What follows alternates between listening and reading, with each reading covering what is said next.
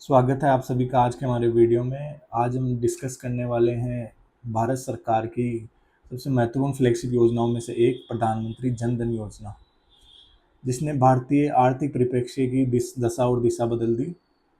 जिसने 50 करोड़ से अधिक लोगों को एक पहुंच दी, बैंक तक, ऋण तक और इंश्योरेंस तक।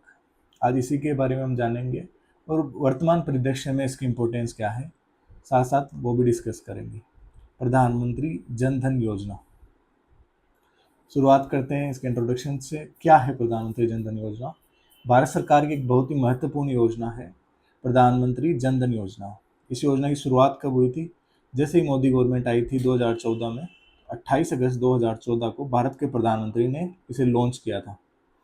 इसका मुख्य उद्देश्य देश के हर परिवार को बैंकिंग सुविधाओं से जोड़ना था। इस योजना का एक ही मंत्र था, मेरा खाता भाग्य विधाता। ये इस टैगलाइन के साथ ये लॉन्च होने वाली योजना थी कि मेरा खाता भाग्य विधाता, और ये वास्तविक रूप में भाग्य विधाता के रूप में उभर के आया।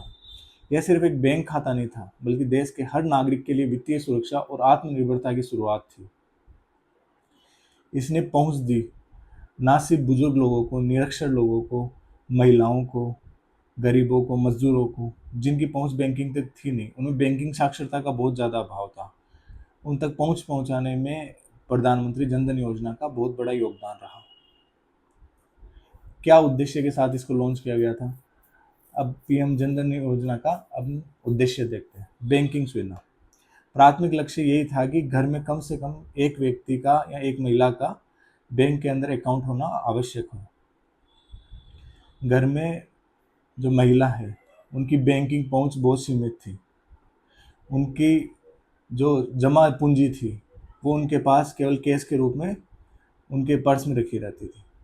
प्रधानमंत्री जन धन अकाउंट खुलने से उन्होंने जीरो बैलेंस पे अकाउंट खुलवाया बैंक में जाके, और वहाँ अपनी पूंजी को जमा कराया, उस पर ब्याज प्राप्त किया। सेकंड था वित्तीय साक्षरता। लोग निरक्षर भले ही हो सकते हैं, लेकिन वित्तीय साक्षर उनको करना बहुत ज़रूरी था। उनको पैसों की समझ देनी थी, उनको ऋण की सुविधा के बारे में बताना था। तो ये वित्तीय साक्षरता और पैसों का प्रबंधन केवल जन धन अकाउंट के माध्यम से सिखाया जा सकता था। ऋण की सुविधा, बहुत सारे लोग साहूकार के चुंगल में फंस जाते थे। छोटे छोटे ऋण के लिए उनकी कोई मदद करने के लिए नहीं रहता था।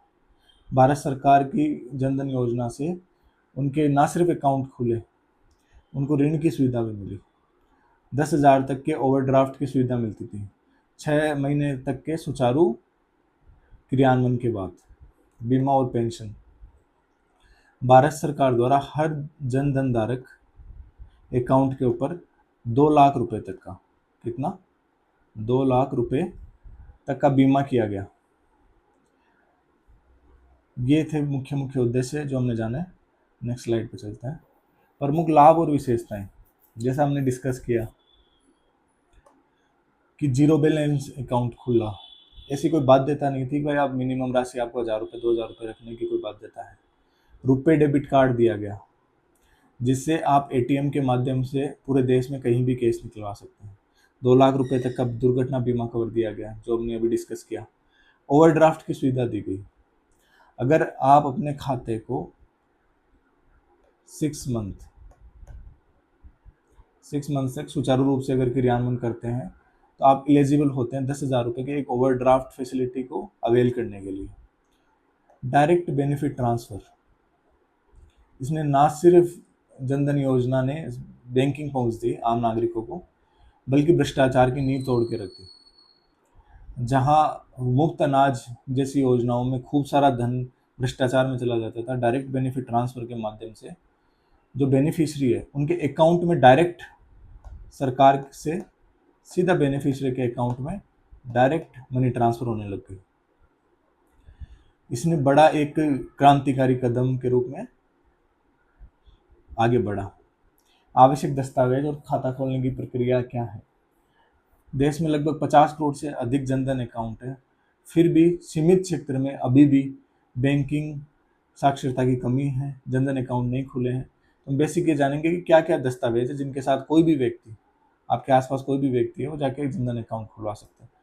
आधार कार्ड अगर उसके पास है तो बेस्ट है, आधार कार्ड ले जाके कोई भी इंसान जाके अपना खुलवा सकता है। अगर आधार कार्ड नहीं है तो वैध दस्तावेज के रूप में पैन कार्ड, ड्राइविंग लाइसेंस, मतदाता पहचान पत्र, मनरेगा कार्ड आदि वैलिड है। प्रक्रिया क्या है? किसी भी बैंक शाखा में जाना है, वहाँ पे एनरोल कराना है जनधन अकाउंट के अंदर।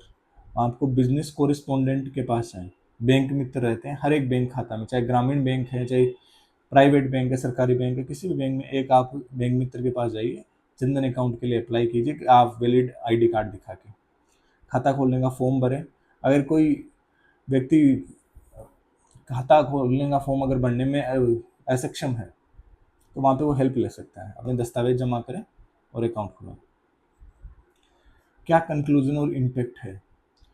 इसको विश्व की सबसे बड़ी वित्तीय समावेशन की योजना कहा गया है। Financial inclusion. कोविड जैसे समय में